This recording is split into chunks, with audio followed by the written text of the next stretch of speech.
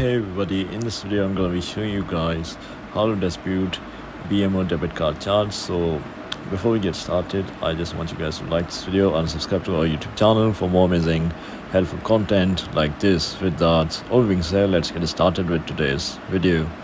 Alright guys, so first of all you have to open up your internet browser on your computer or laptop device or on your mobile phone device. So I'm on my mobile phone, and then just go to google.com like this, and here just search for BMO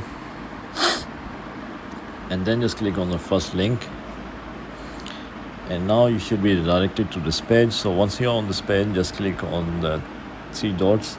Actually just sign in into your account first, then click on the three lines in the top right corner of the screen, and then just click on support in the bottom left corner of the screen, and here just scroll down until you see online support tools, and then just click on it, and here just click on other, and here you will be given a number to reach them on their live support call. So just call on this number and tell them to dispute your debit card charge.